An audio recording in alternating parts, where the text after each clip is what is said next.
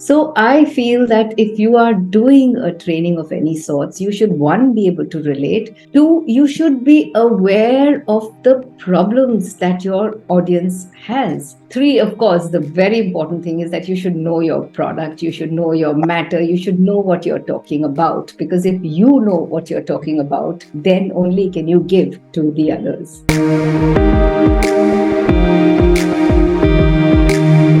Hello everyone, I'm Jitendra Singh, banker turned entrepreneur and author of the book Pep Hack Mastering the Art of Selling. I welcome you to read my story where I interview authors, speakers, coaches, celebrities, entrepreneurs, and more. Today I have with me Miss Anita Bahadur. She is an accomplished teacher and trainer with over 3 decades of experience, stand a seasoned consultant in the field of education. Her expertise spans teacher training, English language training, and continuous and comprehensive education, assignment of speaking and listening, business communication, personality development workshops, and more. With a lifelong association with the defense services, she brings a wealth of skills related to positive thinking, motivation, leadership, and team building, which she effectively imparts to her diverse audiences and charismatic and dynamic speaker, presenter, and published author. She is known for her clear, innovative, and humorous delivery that resonates with audiences at various organizational levels. As a published author, she has made significant contributions to the education sector. Her work includes a Sparkle in English coursebook and workbook for grade 6, published by Frank Education Aids Private Limited, and Everyday English Grammar and Composition for class 6 to 8, published by Viva Publishers. She has also been involved in editing and rewriting the history series for class 7 to 8 by Macmillan Publishers, India. She has been an instrumental resource person in collaboration with prominent educational publishers such as Pearson Education, Encyclopedia Britannica, Orient Black Swan, Madhuban Books, and Euphorus Learning, contributing to content development and subject matter expertise for English teaching and training materials, thereby making a lasting impact on educational landscape. Today, she will be discussing with us about her life journey. So let us hear from her. Welcome, ma'am. The platform is open, and now over to you.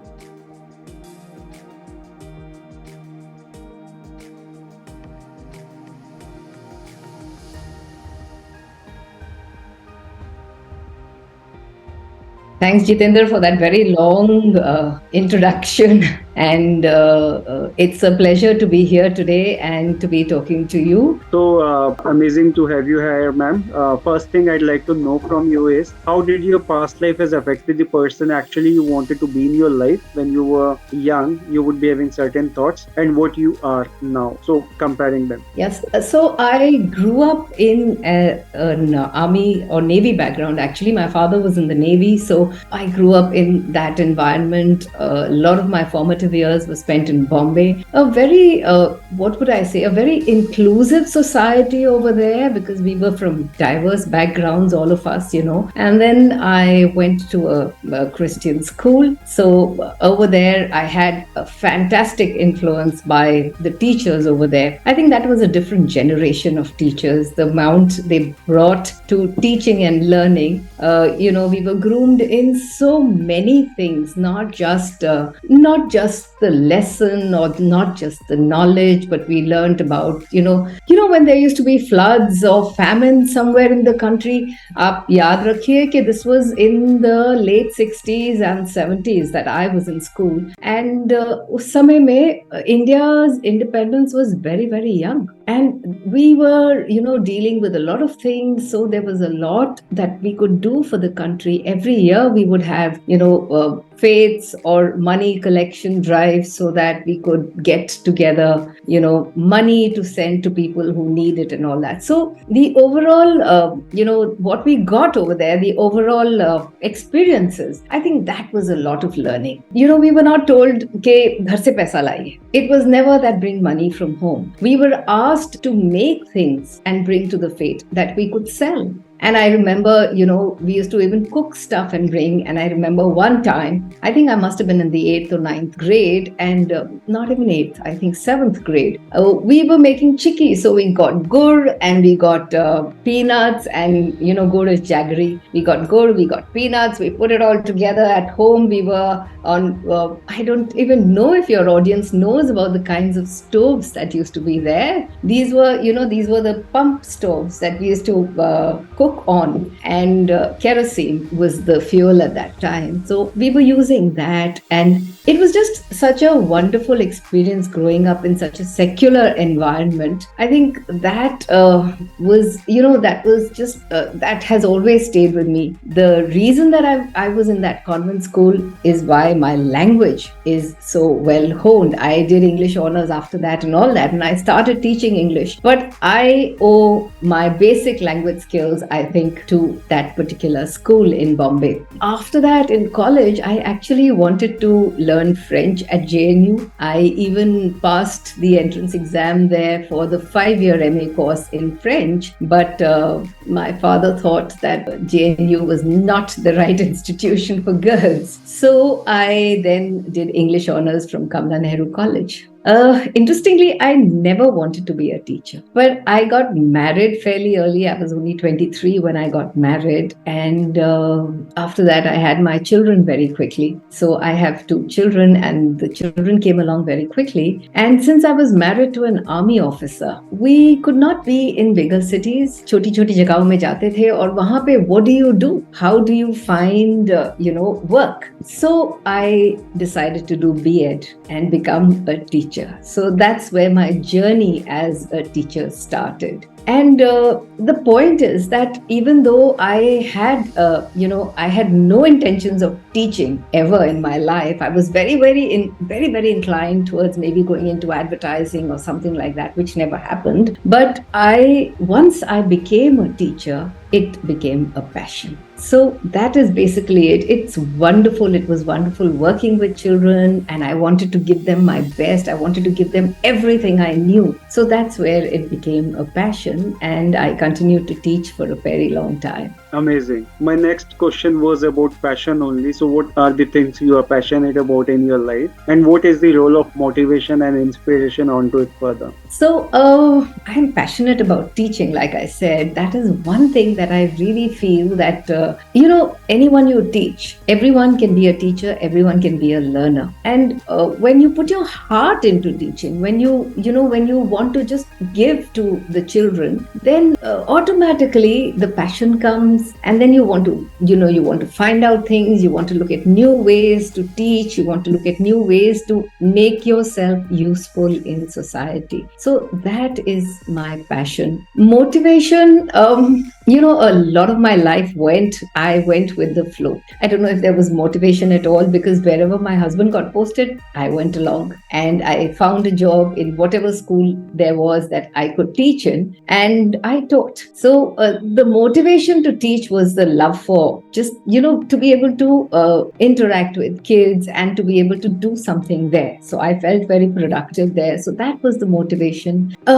Inspiration, I would say, is all the teachers around me. To this date, I'm inspired by teachers. When you see the wonderful work that teachers are doing, teaching is a profession that is highly neglected. It is thought very little of, and that is a sad part, because teachers are the ones who are shaping the future of the country. Unfortunately, when you're in society or you're talking to a few people and someone says, oh, I'm a software engineer here, or I'm the CEO there, and I'm a teacher. So I'm just a teacher. But and everyone says just a teacher. That just word comes in all the time. And when you look at what is happening, actually, what are teachers doing?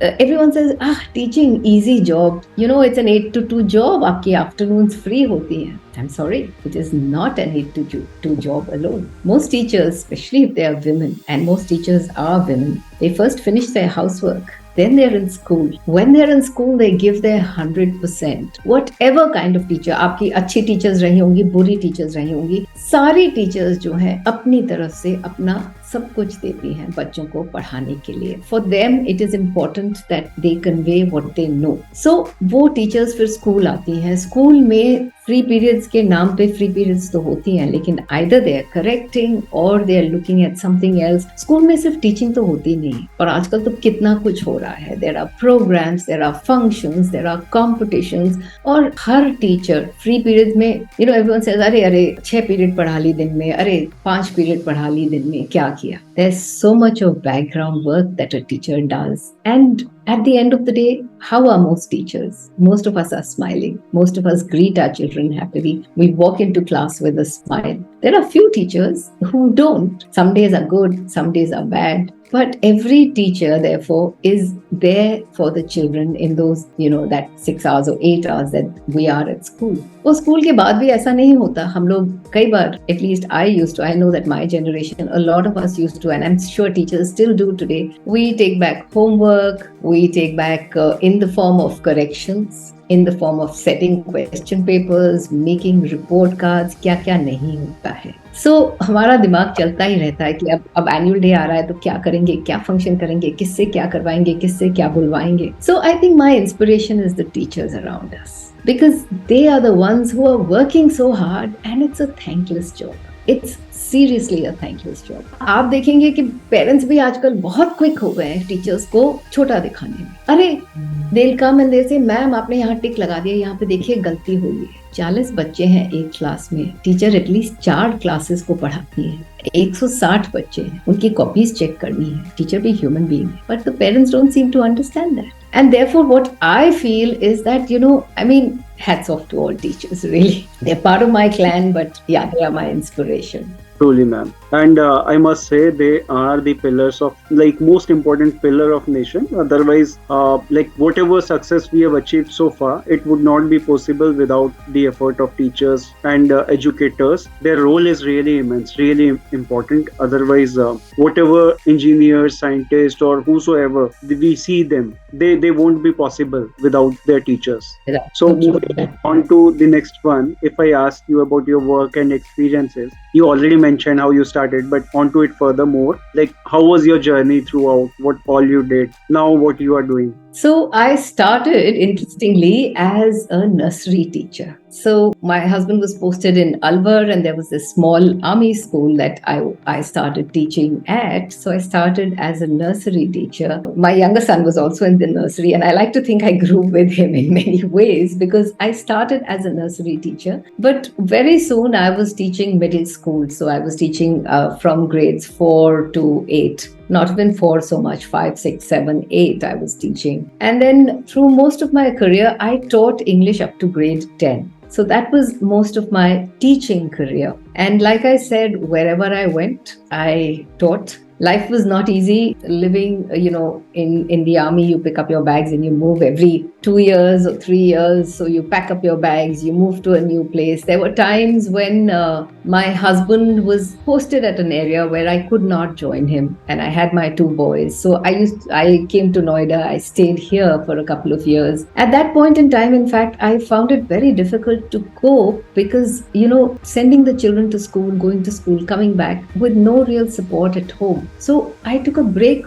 for a couple of years where I stopped teaching altogether. But I did not really just sit back. I was working with Time Life books. I was working with Darling Kindersley for a short while, promoting their books, etc. So I was always busy with something or the other. The thing was that I could leave home after the children left for school. I could come back before they came back. So it was a kind of freelance work. After I came to Noida in 2000, and I worked from 2000 to 2007 in a school here. And then in 2007, I joined an e-learning company. In this e-learning company, they were creating software to teach English, which was at that time in 2007, it was a totally new thing. So it was in a way an innovative thing. And over there, that was a huge learning for me. That is the point where I stopped being, I graduated. I won't say I stopped being a teacher, because I will always be a teacher, I think. But that's the point where I graduated from being just a teacher to becoming a trainer,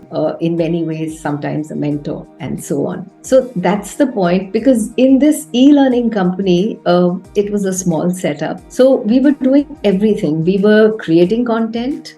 We were dubbing for the content if it had to go online. So we were creating content, we were doing voiceovers or dubbing for the content. And then we were doing teacher trainings, because wherever we sold our product, it was sold in schools, it was sold for, in companies that run, that like engineering colleges and so on. So wherever it was sold, we went and we trained their teachers on our product. Interestingly, the product was all about English, right? So interestingly, what would happen was that, the product, the training for the product would somehow merge into a training for English also. So because in India, at the end of the day, English is a second language. We are all using English, but it is a second language. किसी को थोड़ी आती है, किसी को थोड़ी ज़्यादा आती है, थोड़ी कम आती है. And everyone had doubts about the language per se. So I would talk about the software and how the software moves. But wherever there were samples of English or something, people would ask, okay, so what is this? And why is this like this? And how do we do this? So at the end of the day, we would end up also teaching a little bit about English and then teaching about the software. So over that period of time, we also built English teaching into the training part of it. So when we used to go for teacher trainings, we used to teach a little bit about the language, and then we would teach about how to use the software. So that was a huge learning for me, because I was doing content. One had to read up a lot. So the basics of the language got very, very clear. If you're creating content, you need to know the basics anyway. You need to know everything. So that became very clear. And, when I was doing the trainings, that gave me so much confidence to go on to do teacher trainings, which I still do. So that was a very, very good progression for me, where I moved from being just a teacher, I'm using again, but when I moved from being just a teacher to becoming a teacher trainer. And that was also the period when I started doing some writing for textbooks. So I started writing a couple of English textbooks. I wrote the textbooks for class 6 to 8 for grammar, for Viva at that period of time. And then I went on to do some more, I do a lot of editing work still, and I do a lot of, I do a little bit of textbook writing now and then. So that has been my journey, yes. Really amazing. So ma'am, if I ask you about your vision, mission and goal in life for next 5 to 10 years from now, what would that be? Jitendra, like I said, I was talking to you, I am already semi-retired. So as far as a vision is concerned, my aim is to reach as many teachers as I can. Now that I'm doing teacher training, I do teacher training on a freelance basis now at the moment. So I often go to schools that are, in the village areas, in the countryside, the hinterland, as it were, of the country. And over there, the teachers are so eager to learn. They want to know so much. And so my feeling is that I must go there and I must, give them the best of what I can. They are eager to learn. They are ready to try and, make compromises or to sort of sacrifice stuff to be able to do better. In fact, I have to again comment about this. During COVID, for example, everything went online. Now, all of our teachers, whether they were in villages or towns or cities or whatever their socio-economic background, they went online. And can you imagine that how hard every teacher must have worked to understand her lesson and then to give it online? And then she was constantly making worksheets and handouts and this and that and the other. So, you know how much learning that went on there. And they are so eager to learn, all the teachers, quietly, कोई शोर नहीं मचाया, कुछ नहीं कहा कि हमने क्या कर लिया देखिए, सबने, they converted from teaching face to face to online in a matter of months. Within a month, everyone was teaching online. Correct. So that is, So, for me, I need to now just carry on just going and doing my teacher trainings. I often do a lot of editing because I feel that थोड़ी सी English language में, let's say, the clarity or the correctness of the language is getting a little diluted. Correct. And so when I do the editing, I often look at it from that point of view that, it should be the right language because we are teaching our children the language, right? So our children need to learn the language. English is my passion, of course. Teaching English is my passion. But I like to say that very often, when I do my teacher trainings also, I like to tell the teachers, जब आप English पढ़ा रहे हैं तो English में पढ़ाएं, जब हिंदी पढ़ा रहे हैं तो हिंदी में पढ़ाएं, अंग्रेजी के सब शब्दों का प्रयोग ना करें. Because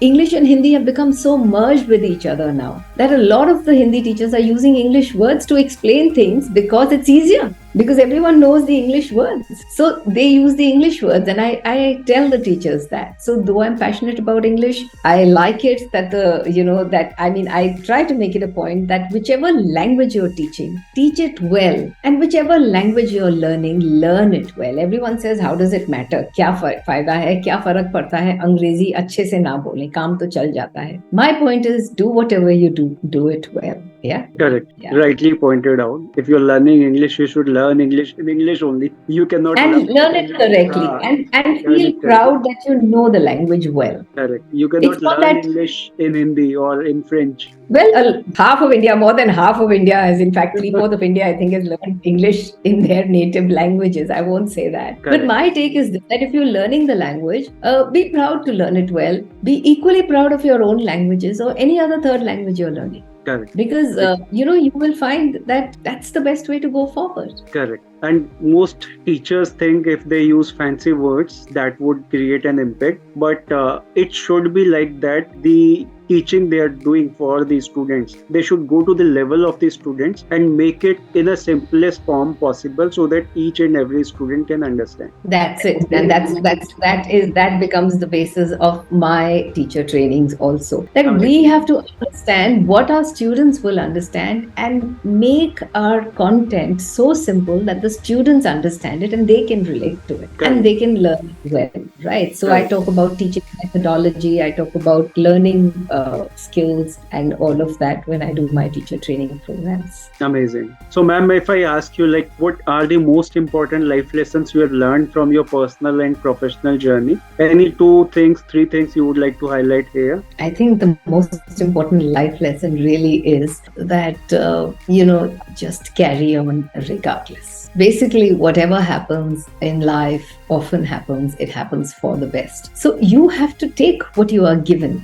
Life ऐसी नहीं है that you get what you want. It's very few people who get what they want. So you have to take what is given and make the best of it. In fact, this is also something that I've learned from the army life. Because in the army, you will always find that everyone is just smiling. Everyone just says, जो भी मिलता है, खुश होके उसको accept करते हैं and they just go forward. They don't think, oh God, now I'm posted here, what a horrible life, this and that. They go there, वीराने में जंगल बना देते. You will see that every army camp is always green. It might be barren or everywhere else, but the army camp will be green. So क्या करते हैं वो लोग? वीराने में जंगल बना देते हैं. I've lived in one-room places, barracks is what we call them. They were just old building structures that used to be stables, and now they are, they are accommodation for the forge at that time, early in my married life. And वहाँ पे एक कमरा हमको दे देते थे, एक कमरा किसी और का होता था, and we were living in those. But I've lived in those. I've lived in huge houses where I don't know what to do with the space. But wherever we've gone, and this is true of all of us army ladies or army people, I would say, wherever we go, you give us something, we will make it beautiful. So we would put up our curtains and we would put up our decorations and we would put plants here and there. You will always find that army people have plants wherever they go. हम अपने पौधे लगा देते थे, गमले लगा लेते थे और हम लोग खुश थे. If it was a small space or a large space, we made do. So that was something that, that I learned early in life, that you have to take whatever you get and make the best of it and try and smile through it. You just carry on regardless. Whatever happens, आपको जिंदगी चलानी है. You have to keep going, and that is one huge lesson that I have learned through all my experiences in life. बुरे दिन भी आते हैं, अच्छे दिन भी आते हैं. It's a mix of everything. So when you have unhappy times, you learn from it, you put it behind you, and you move forward. So that is what life's journey should be about, and that is a life lesson that I think is very, very important. Take Right. what you get, make the best of it, and move forward and smile. So Amazing. y- Nice. yes, you know that song, किसी की मुस्कुराहटों पे दे निसार, किसी का दर्द मिल सके तो ले उधार. That's the way life goes. So Correct. in the army also, for example, we were closer to our neighbors and our colleagues, husbands, colleagues, their wives. We were closer as a family. We were there for each other at every point in time. And there Correct. was such a huge support system. कुछ भी हो जाता था, 10 लोग खड़े हो जाते. And that's camaraderie still carries on. It is still there. It is there in the officers. It is there in their wives. It is there in the children. It's a lovely life that we've had, and lots of very good learning from there. Right. So I have had my childhood in the cantonment area, so I can relate to it. So that was really amazing. So moving on to the next one. So what are the key components of effective teacher training program that supports professional development in the education sector? So, key components in the teaching learning program would be, first and foremost, the trainer's ability to relate with the teachers. I think that's the biggest thing. Whoever is in the front, their ability to relate, to contact, to make a communication with the audience is one of the key components over there. Since I was a teacher, I understood the problems that teachers face. And that is another very important thing, to understand what the problems that a teacher faces, and then to be able to address those problems. And what I like to say is that whenever I do my teacher training programs, I feel that, a lot of things that I say are things that the teachers already know. I talk about teaching methodology, I talk about pedagogy, I talk about, ways to just make the class more interesting and what we can do to move forward in these times. And I think the key component therefore becomes being able to relate with them. And I tell them that a lot of things are there that you already know, but are not able to implement because of various reasons. And hopefully, I ignite that flame again.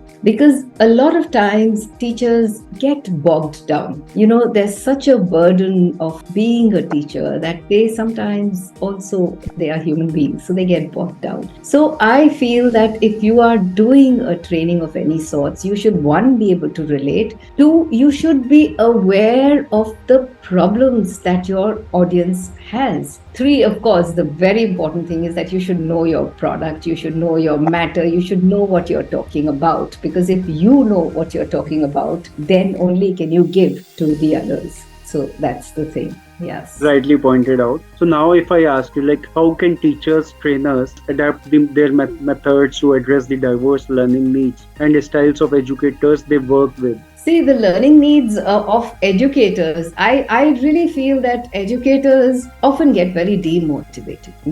Like I said, there are many things that they face. They often get demotivated. And I think that as a teacher trainer, it is very important that whatever you do, you end up motivating them, because motivation is a huge factor. They get demotivated. Sometimes they feel that they are not being appreciated enough, that, it's a thankless job, which it is. And so they get demotivated very often. And what as a teacher trainer can a person do there? They can make sure that there is a lot of motivation that is there, and that will help the teachers to move forward. So as a teacher trainer, if someone has to do teacher training, again, I'll go back to the three things that I mentioned: connect with the audience, and then make sure that you are able to motivate them, understand their problems, and then of course you're going to talk about your content. So when I talk about the content, I would say that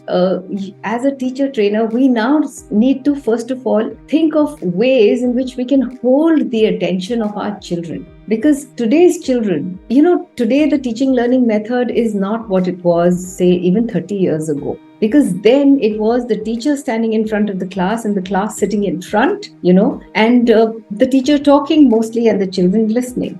now the children want it to be more interactive. Jo teacher batati hai, the knowledge is there. They pick up the phone and they say, "Ma'am, you say one thing." They'll go home, they'll look it up. Next morning they'll come and say, "Ma'am, you said this, Google says that." So now teachers need to now look for ways in which they can make their classrooms more innovative, more interactive, and more real.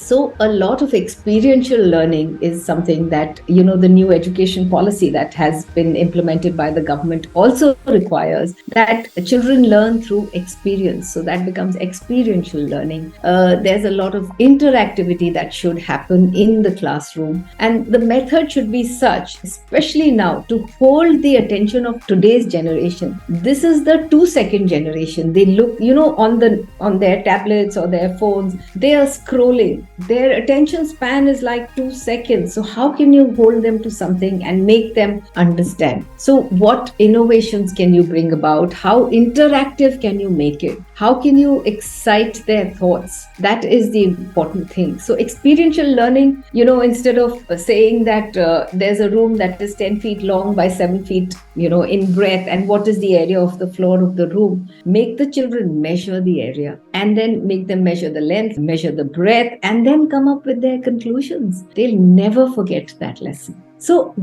that's how you have to innovate. You have to make things relatable. You have to now, it's also about integrated learning. A lot of times what happens is there are compartments. So English, geography, history, maths, science. Science की teacher को बोलो geography के बारे में कुछ बताओ तो she says, मैं तो geography teacher नहीं हूँ, I can't tell you. And the geography teacher says, how can I teach science? But the fact is that we all learned science and geography and history up to grade 10. Correct. So we as teachers need to now start integrating all the various subjects. If I'm teaching about something that is a scientific fact, but where did that fact, who discovered that fact, किसने किया, कहाँ पे था, कौन से area में था, थोड़ी सी ज्योग्राफी ले आइए, make it interesting. जब वो इंटरेस्टिंग हो जाता है तब वो रिलेटेबल हो जाता है. जब वो रिलेटेबल हो जाता है वो ड्राई नहीं रहता. And when it's not dry, that is the point where children then understand and imbibe, learn.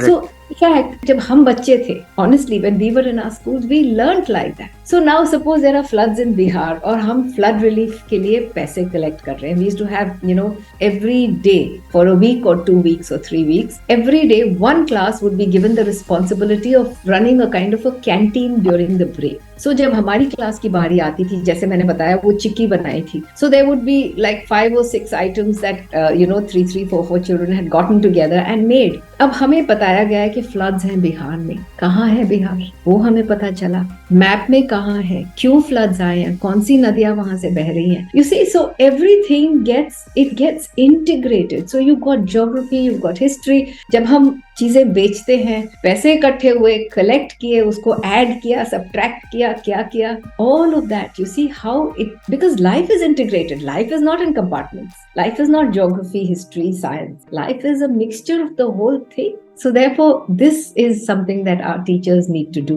And our teacher trainers need to guide the teachers to show them that this is the path we need to now start taking up. A lot of our teachers, like I said again, बहुत मेहनत करती हैं teachers. So a lot of teachers, and I tell the teachers this, I said, you already know all of this. It's just that, in the day-to-day running of the school, chasing syllabus, exams, everything, sometimes these things get left behind. So that is what the kids need to learn, yes. Correct. Rightly pointed out. This is really simple but yet powerful because what happens is every student have their different kind of taking things, understanding them. So if we go to them with a example-based learning or experience-based learning, that can help them understand things in a better way. So onto this further, if I ask you, ma'am, what role does technology play in modern teaching training and how can it enhance the effectiveness of training programs? I think technology plays a huge role. Today with AI and everything else, technology is an amazing tool that we have. In regular teaching training with the technology and now with AI and,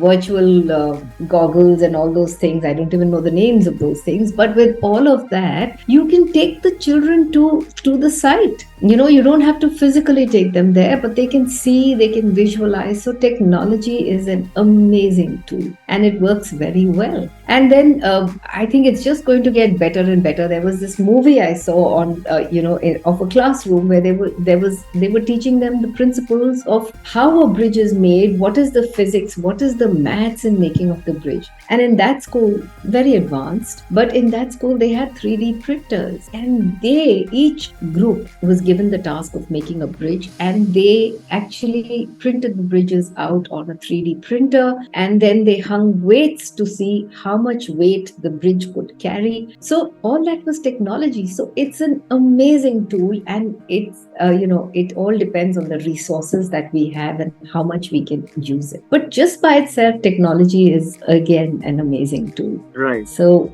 yes, so there are instances where even in villages and all that, children just have access to one computer, and how much they learn from that. So they have to, and children are so inquisitive, or aajkal ke bacche, they come with a pre-knowledge of technology in many ways. The youngest child knows how to operate something, a computer or a remote, a phone, etc. And even in the villages, and they figure out how to do it, and they figure out how to go and find out things that they're interested in. Correct. So technology can really empower and teach. So onto this further, like how can teacher training programs promote a lifelong learning culture among educators, and ensuring them that they are stayed updated with the latest pedagogical developments and technology techniques which is coming up new? So I think I think the way forward is just that they use technology. I always tell teachers, get onto the computer, find things. Like there are so many things that this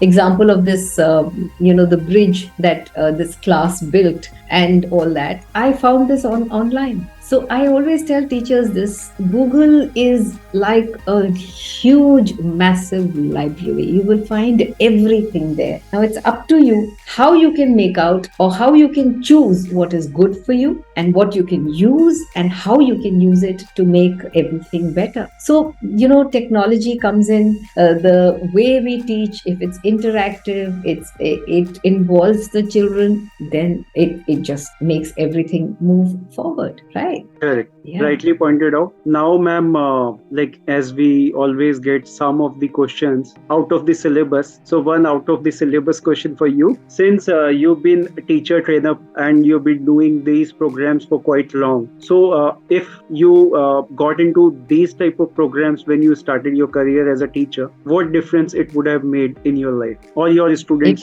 If I was at the receiving end or the delivering end? Receiving end. Receiving end.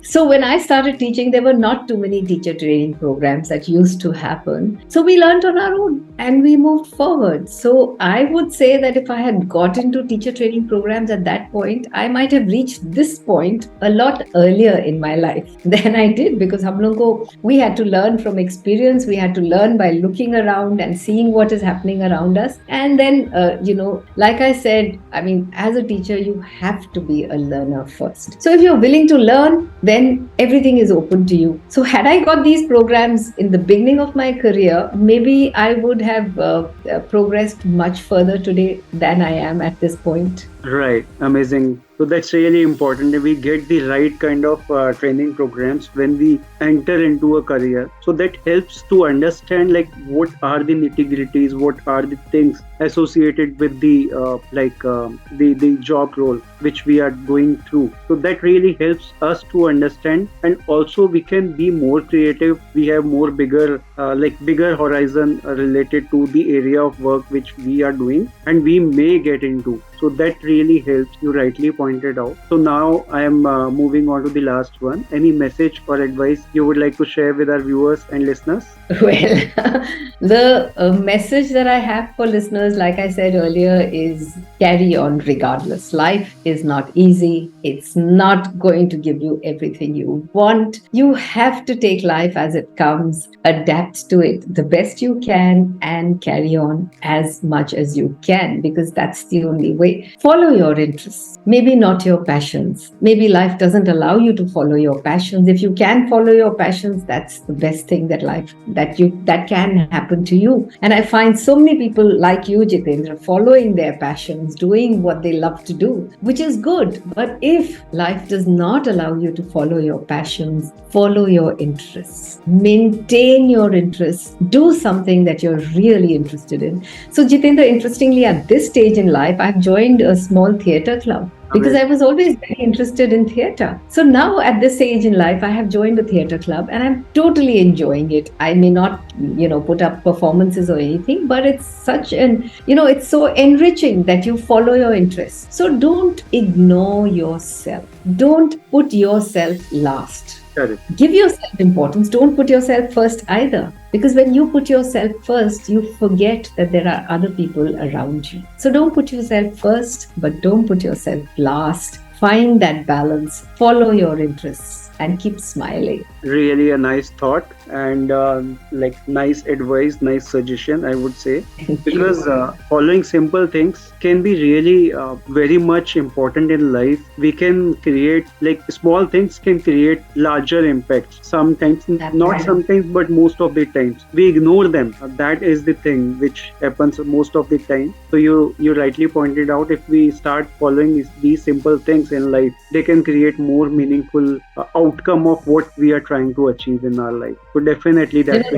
Yes, Jitendra, this is something that all the self-help books also tell you, that you have to you have to look at the journey, not so much the final goal, because sometimes in our anticipation of the final goal, we forget to enjoy the small things in the day-to-day life. I think that's an important thing to understand, that little things can make you so happy. Rightly pointed out. Advice is not easy, but I try to follow it as much as possible. Yes. Yes. So it was really an amazing thing, amazing discussion, amazing insights you have shared. So amazing interview, I must say. And you are also a wonderful person.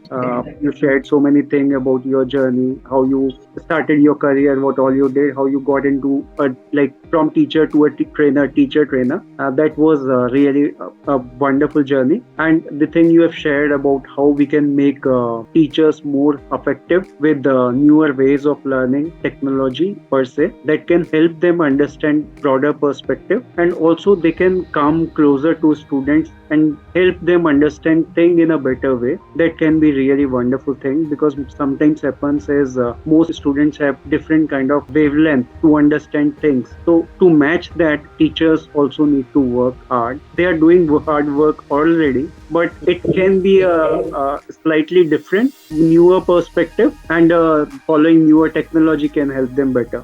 It was wonderful session altogether with you, ma'am. You shared so many wonderful things today. Thank you so much, Jitendra. It was a pleasure talking to you, and thank you so much for this opportunity. All the best to you for always. Thank you so very much, ma'am, for your time, energy, your knowledge sharing, and lots of learning from you today.